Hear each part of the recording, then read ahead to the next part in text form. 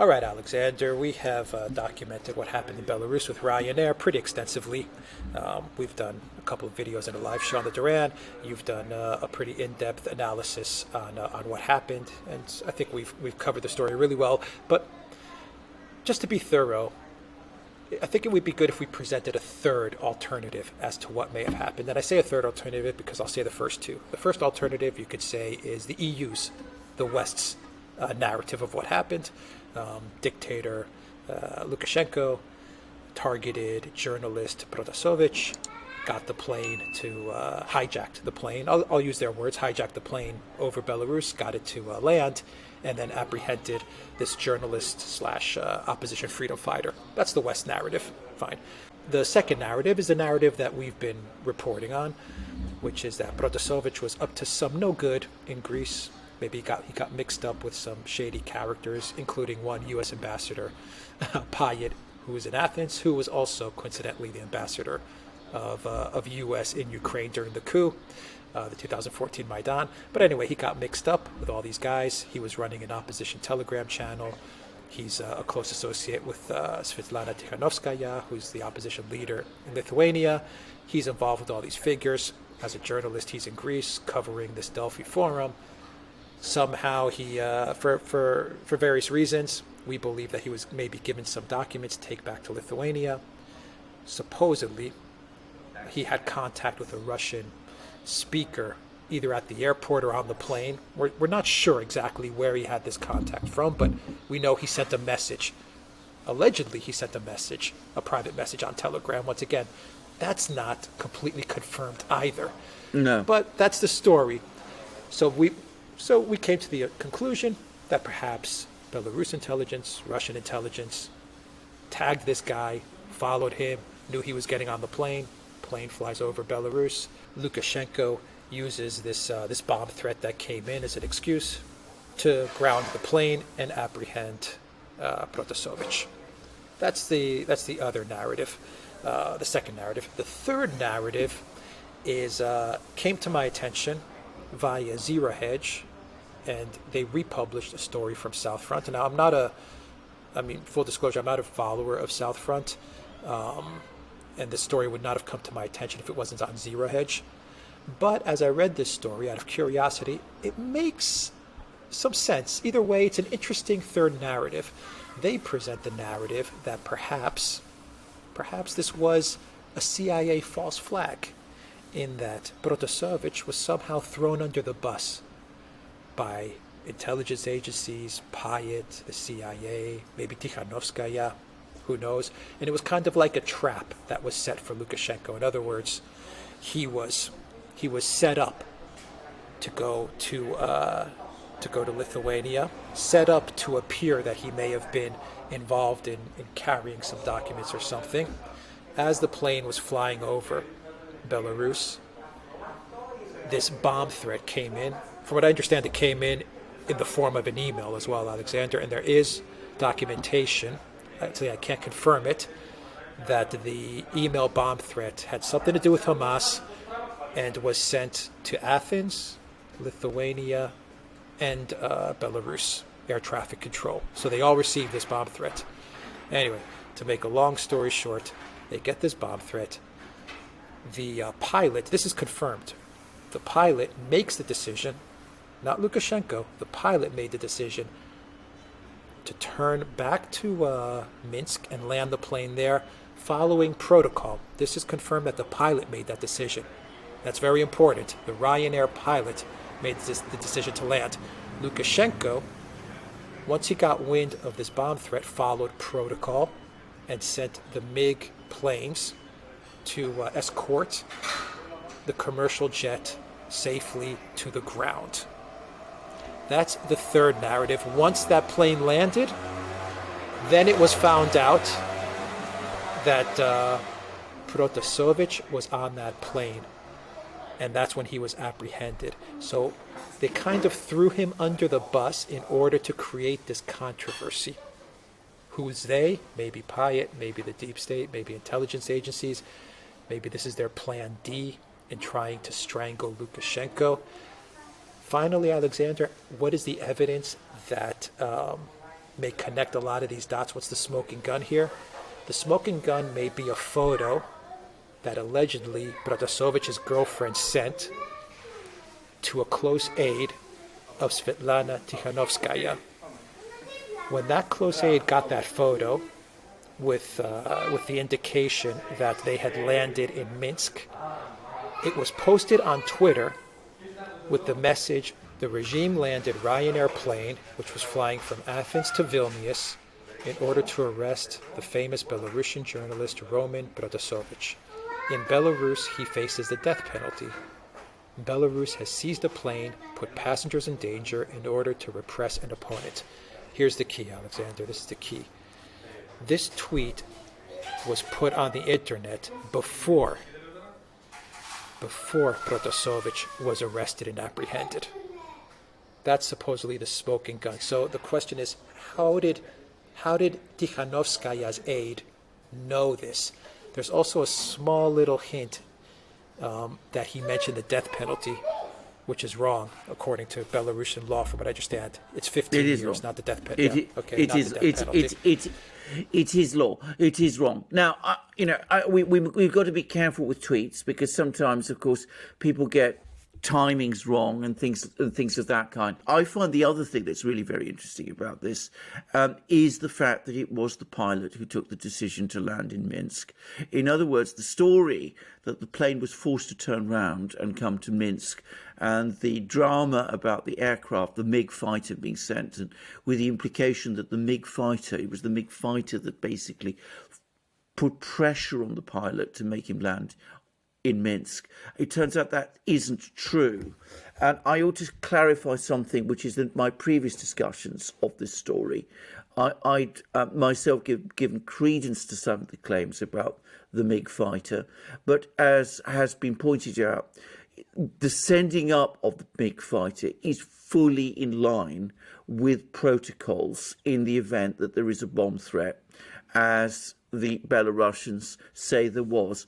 There is another fact, by the way, which you didn't mention, but which was discussed at the time in Britain, and which I think South Front hasn't really touched on, for example, and that is that Ryanair itself took a very, very long time before they swung behind the Western account of the story.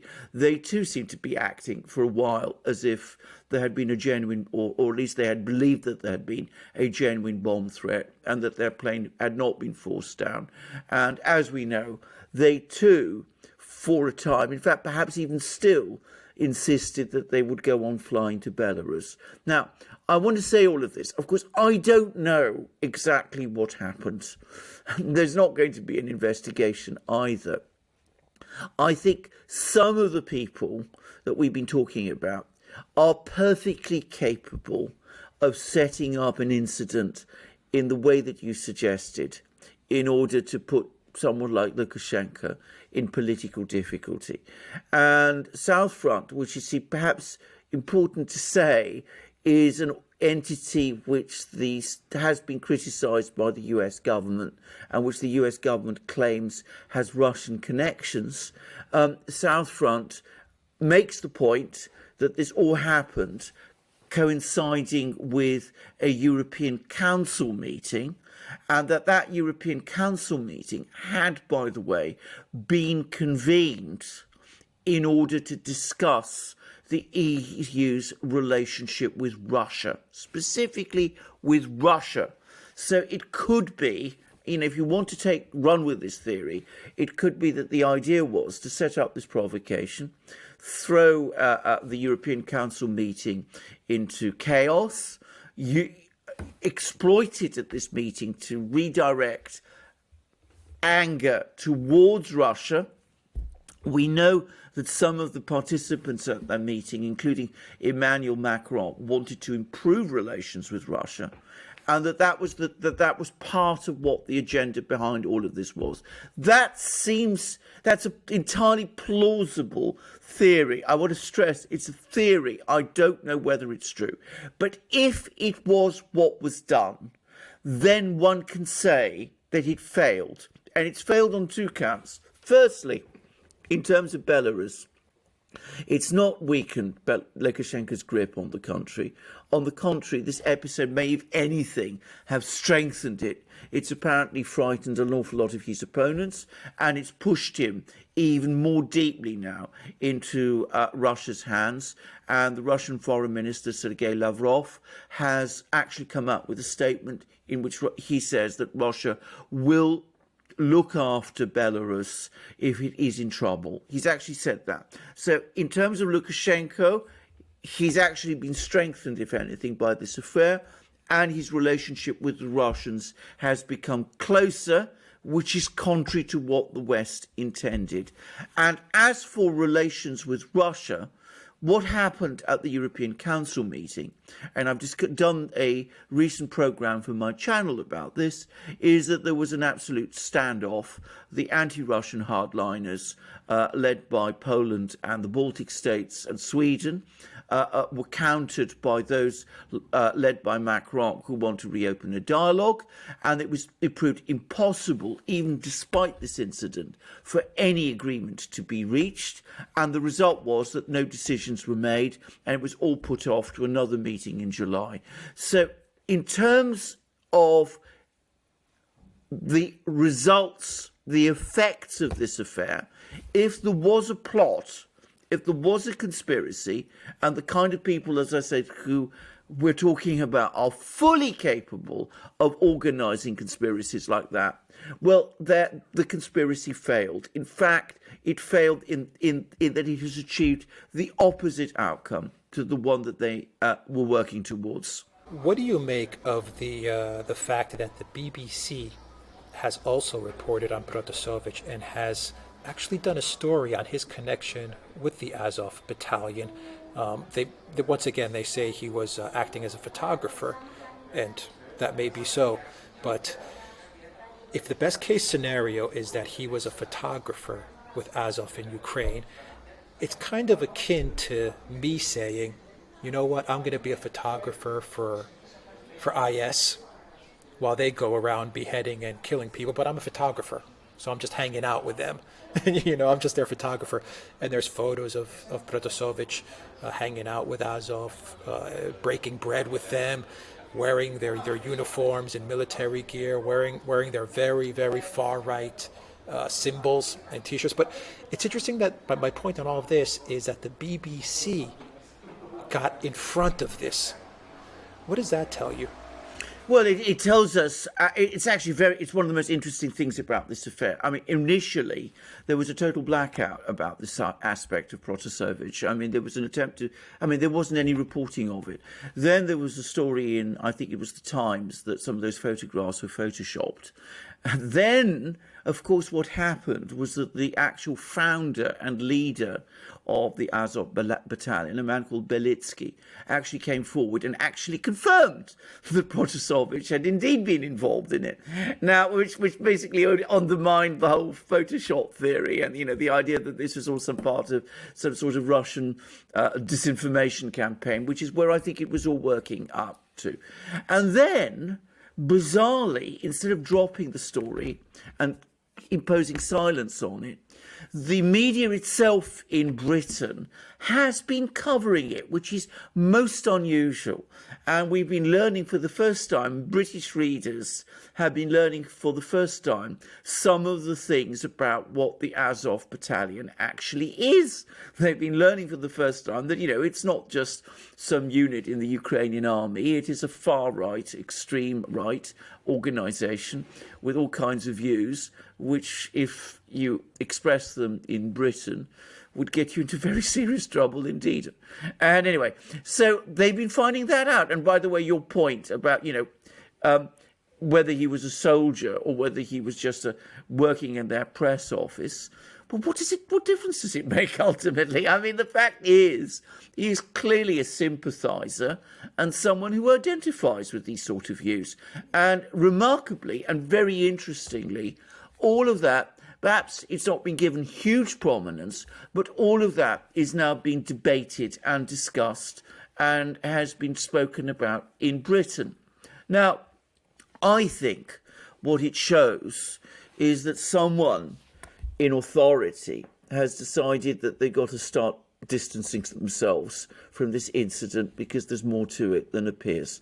And I don't quite know what the agenda or the reasoning behind all of this is, but always up to now, the policy has been to pretend that people like the Azov Battalion don't exist and to deny vigorously that anybody who opposes the governments of Belarus or Ukraine, or rather who supports the Ukrainian government and who opposes the government in Belarus can possibly hold these kind of toxic views. And now, of course, it's admitted that this particular individual who received all these awards and all these prizes and all that, it turns out that he does hold those views. So the fact that British readers and British television viewers are now being exposed to this sort of thing is really very, very interesting. And it does beg many questions. As I said, it suggests strongly to me that someone is very embarrassed by this story, very worried that there's all kinds of things going to come out. Remember, he himself, Protasevich, is said to be confessing and providing information. So who knows? Maybe there is some urgent need on the part of someone to create clear water between themselves and whatever it was that actually happened in Minsk. So I find that very interesting. I confess I did not expect. Yeah, maybe they were hoping that this incident with the commercial jet would lead to some sort of protests in Belarus that would overthrow the Lukashenko government, and when it didn't, they feel like they have to now, like you said, distance themselves from Protasevich and everything that went down, while still imposing these stranglehold measures and sanctions against Belarus. So that may be the calculus there. Your final thought, Navalny and Protasevich. God, the Navalny chemical poisoning that took place 6 months ago or 3 months ago, I forget when it took place. That chemical poisoning and everything that followed after that is so similar to this Protasevich incident. Even the two guys, even Protasevich and Navalny, are kind of like the same type of guy in a way. They both have these, far right leanings, it seems. Navalny is far right. He has far right leanings. Protasevich, obviously, like you said, is a sympathizer at the very least of far right stuff. They're both journalists, supposedly. They both led these protests in their countries to overthrow the leadership, and now they're both entangled in these these different situations where they're imprisoned for these protests.